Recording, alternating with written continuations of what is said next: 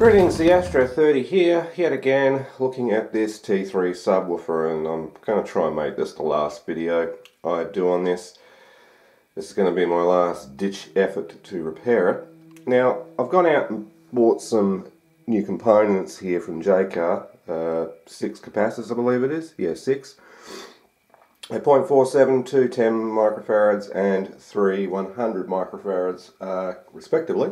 There's also a new trim pot in there, not the same style as this, but one will fit in there if I decide to replace it. However, this 4.7 microfarad capacitor over here tests at 3.6 I believe it is, but with the meter on the highest possible range of 500 microfarad, which is a little bit strange.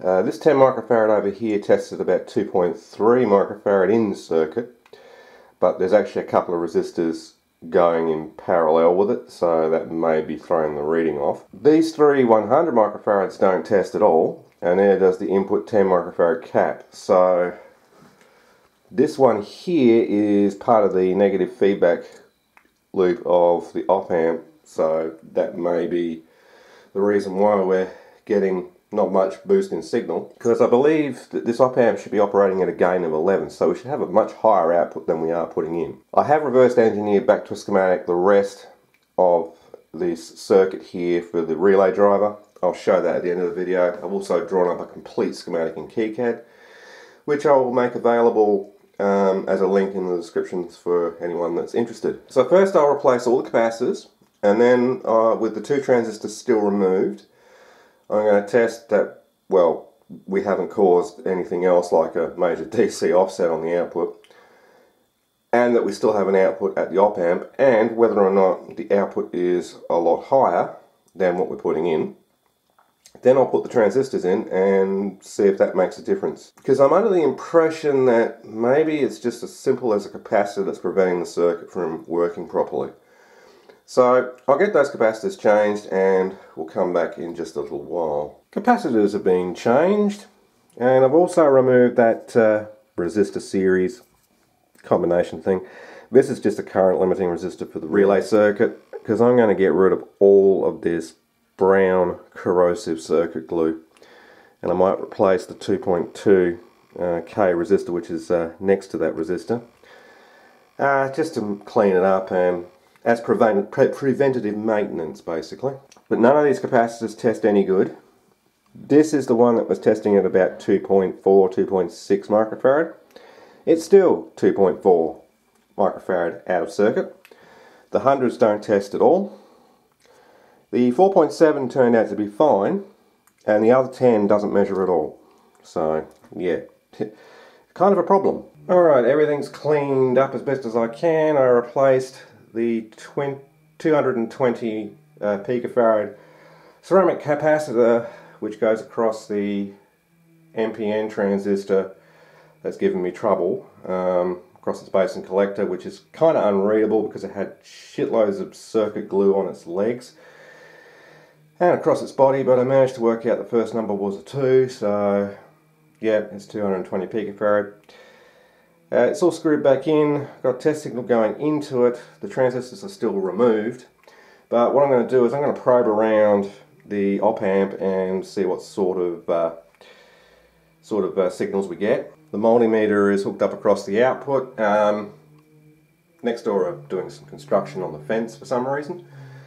The desk lamp is off so we can, you know, observe the dim bulb better, so I'll just turn on, well, I would if it would work. Maybe it's turned off. It's turned off. Try turning the chassis on. There we go, relay went engaged. Got hardly any DC offset at all, which is good. Right, so I'll just probe my input. We have a signal. Probe pin 3. We have a signal. Pin 2. Pin 2. Pin 2, hello. I can't seem to get one there. Pin 6. Whoa, we do have an output, and it's a lot stronger. Right, so I've backed that right off. Let's see what pin 6 says now. Yeah, well, it's a signal, and it's saying it's about 2.6 volt odd peak to peak. Let me just increase my oscillator up to its maximum. Try that again. Still a square wave. Okay. Yeah, it's looking a little bit on the square wavy side, but it is indicating that well, we've got a little bit more coming out the op amp now. So I'll pop a couple of new transistors in where they go and see what happens now. Alright, the transistors are just sitting in there. So I'll turn the dim bulb on. Yeah, reasonable current draw. DC offset looks okay. I haven't plugged the input board back in yet. So let me just fill these transistors.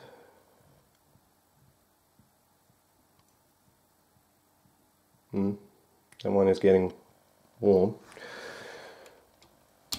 Alright, so I'll just probe when I can find my probe, wherever that's gone. Anyway, I'll just probe pin 6 of the op amp again.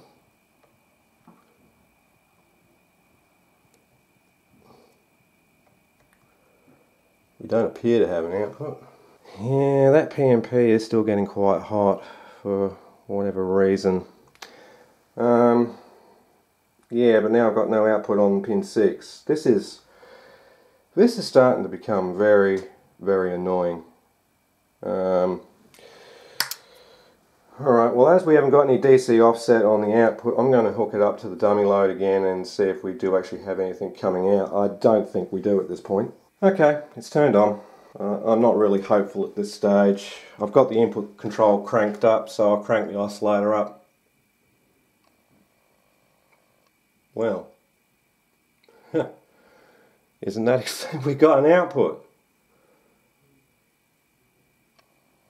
Well, that's lovely. Alright, so I've increased the voltages per division so I can actually probably see it more better on the screen. I think that's not right. I'm going to have to adjust it even further. So, this one.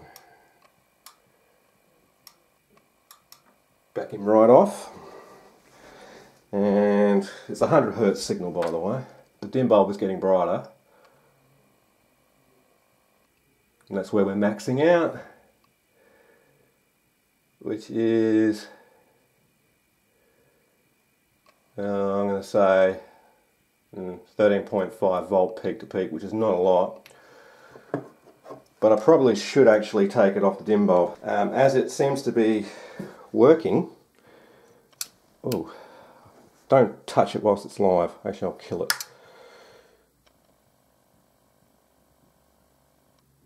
It's not getting that hot actually, so they're getting warm. So what I'm going to do is I'm going to pop the board back out.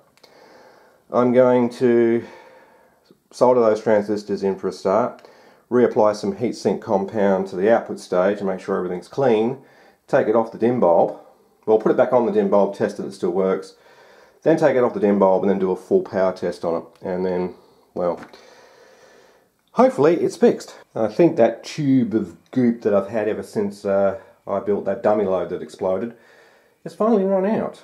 Well, I do have a new tube, I just haven't got around to using it yet. Alright, I'm hoping that I'm not preempting myself and that this will still continue to work after I've soldered those new transistors in, because I really don't want to have to pull this board out again. I'm not going to worry about replacing the bias pot because, well, it's still functioning, so it's one less thing to work on the board if I can avoid it. So I'm going to pretty much put all the screws in, well, apart from the ones that go through the bottom or the back, and the one that mounts this switch. I'll leave that disconnected for now until I'm satisfied that this is functioning as it should. Because the last thing I want is to pull it off the dim bulb and it blows the inline fuse straight away. So that'll be annoying. It shouldn't do. The current draw does look pretty good. It does get brighter when the load increases, which is or the output increases, which is what it's supposed to do. So what was the issue? Well, looks like it was an open resistor, that 470 ohm. Now I don't know if that was open to begin with, or it just went open on its own whilst I was doing other tests. That's what I don't know. So we were missing the positive supply rail to the op amp, because I'm pretty sure I did test across the op amp's power pins and we had 28 volt there. I may have not, I may have measured it across this connector. But anyway,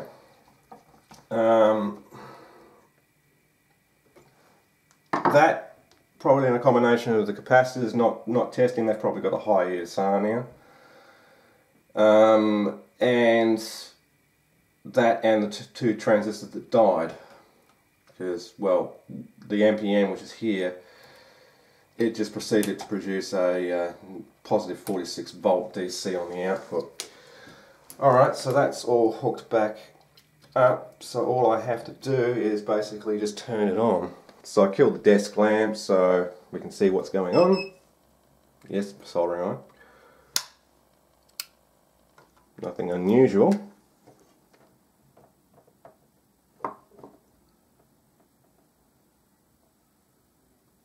Okay.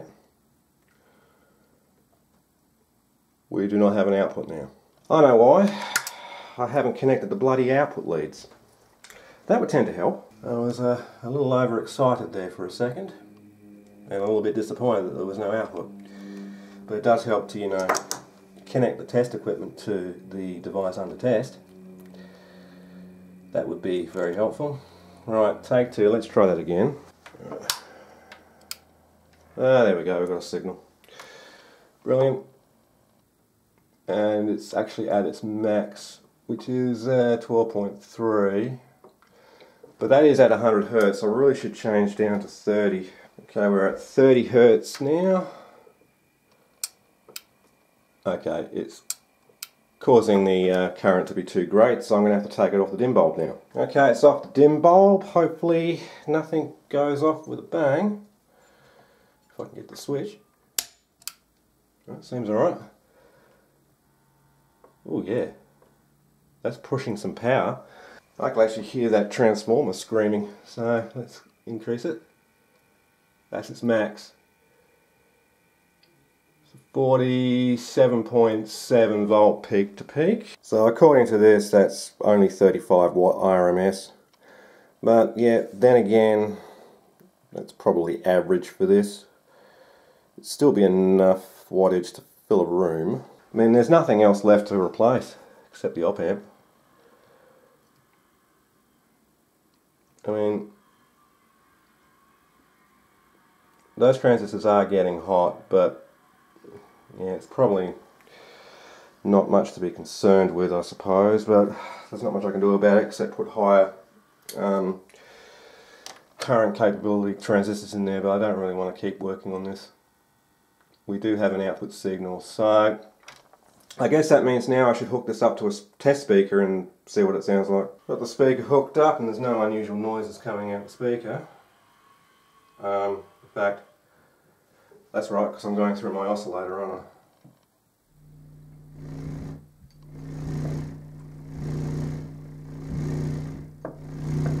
Well,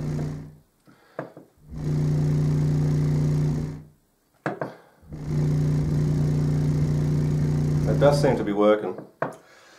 How well it's working, I don't know, but yeah, seems to be working. Alright, so let's test it with a source of audio. Maybe, maybe not. Let's try that again.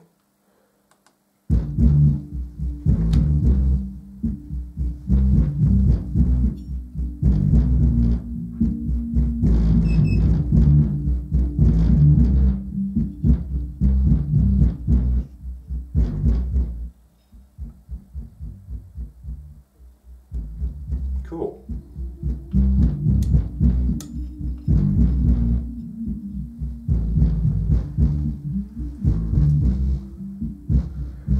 I believe that one's fixed. Just kill that. So yeah, dodgy capacitors, an open resistor and 2 damaged transistors. I'm still not happy with the fact that those transistors are getting quite hot. But probably, I don't know, it may fail again down the road. I'm not sure. But I'm just glad to have it fixed. So I'm going to just probably put this back in the cabinet and yeah, close this one out. And there it is there, all back together in its cabinet, and I've cleaned the cabinet up a little bit because it had all these like coffee spill marks all over it from somewhere. So it works. I'm still not, as I said, happy with the transistors heating up like they are. They are quite hot to the touch. I'm going to probably say by feel it's around about the 60-degree mark, which is considerably high. But as they're being used as a constant current source and a current sink respectively, well then they probably underrated for the job, which is not my issue, it's a design issue. So they should have probably used higher power transistors there. But anyway, it's working. It's producing an output of around about 35 watts RMS. Not sure what that was in peak. I think it was about closer to 50. Into 8 ohms. Again, these are probably using a 6 ohm driver to get a little bit more power output. Or even a 4. It is possible. But the manual for this does actually say it's supposed to be an 150 watt amplifier, but yeah, it's nowhere near. And it's got brand new capacitors in it. All the other transistors are working fine, obviously, otherwise it wouldn't be amplifying a signal. So anyway, to close this video out, we will quickly look at the reverse engineered schematic of the relay driver section, just so everyone's aware. And remember, there will be a link in the description to a full schematic for the main board that I've completely reverse engineered. I spent probably 3 hours doing this. Now note that there are a lot of part references on resistors and capacitors missing on the linked schematic, but it shouldn't be too hard to figure out where they are. I've marked where all the transistors are and you know all that, and some of the capacitors and resistors what reference they are, so it wouldn't be too hard to figure the rest out. It just gives you a good working idea of how this thing is actually put together. I haven't reverse engineered the input section board because, well, it's covered in epoxy. It's going to be awfully difficult. So anyway, let's have a look at that schematic quickly. Here's the reverse engineered schematic of the relay section plus the high power supply side. Please excuse the crudity of the drawing. I didn't have time to draw it to scale or even to paint it. That joke is kind of wearing thin. Anyway, we've got the connector for the AC coming in here. The center is just grounded, going through a bridge rectifier and two 6,800 microfarad filter capacitors grounded in the midpoint. And that gives us a plus voltage rail and a minus voltage rail to the rest of the circuit. We are taking one side of the transformer connection through this half-wave rectifier diode, which is a 1N4007. So from this point and this point is our voltage reference for this circuit down here, because it's referenced to ground. That's then going through this 1K limiting resistor for whatever reason they did that for, into this 4.7 microfarad capacitor, which is being used as a smoothing capacitor, because don't forget we've got raw AC coming in here. It's not going to be filtered without a capacitor. That just keeps the circuit able to operate during the dead zone of the cycle, which is when this diode stops conducting and we have a dead spot where the next peak should be, but it's now missing because it's only half wave. That is then able to be bled off by this 5K6, which is in parallel with it when the power is removed. We've got a 220K resistor going across, or bypassing this, I think this is a signal diode, it's one of the clear glass ones. Not sure what the value is though. Then that goes through these two terminals here to the thermal switch, which is normally closed, into this 10 microfarad capacitor, which was measuring about 2.6 microfarad, which is, well, yeah, okay. So this resistor and this capacitor form a RC turn-on delay for the relay driver. That is then fed through this Zener diode using its reverse breakdown voltage. Again, I don't know the value of this Zener. I don't think it would be any higher than 5 or 6 volts. Then it's limited through this 47k resistor into the base of this 2SC1815, and we've got this 100k going to ground at the base also, just to keep this stable and stop it from false triggering when there's like less than 0.6 of a volt. That is then connected by its emitter to a 6K8 into the base of a second 2SC185 across our relay coil with a flyback diode, which is also a 1M4007. The collector current here is limited by this 2K2 resistor, and effectively these two transistors are basically in Darlington configuration. And here's that 1.2K resistor, which is those two resistors wide in series. That's the main current limiter resistor for the relay, and that comes directly off of the positive rail. So they've put two in series. I would have put them in parallel, and that way they would have shared the load a bit better, or actually used a 5-watt device. Because that resistor, one of the resistor bodies does get quite hot. And when the resistors are in series, one of those resistors is going to take the brunt of the current and dissipate the most wattage, where the other one's not really doing anything except, well, stepping the voltage down a little bit further, I guess, would be a better way of explaining it. Now, the thermal switch directly removes the base drive current to this transistor when the thing overheats, which is what we want. And this diode, together with this resistor and this resistor, are actually in parallel with this capacitor at the end of the day. So that allows this capacitor to bleed off through this direction. So it discharges the capacitor quicker. And this resistor, as I said, discharges that one quicker. And that's it. The full schematic's linked in the description. It's not really that exciting. They really should have put DC protection in here by adding an extra transistor or something to detect either the positive or negative going cycle. You know, it would probably only taken an extra 5 parts. It would protect a lot of expensive REL drivers, put it that way. Anyway, I'm going to leave this video here. If you enjoyed it, please remember to rate, comment and subscribe below, and you can always follow me in the next video, which I'm hoping to come out soon. But as always, this is Yastro30 saying see ya, have a great day, happy subwoofers.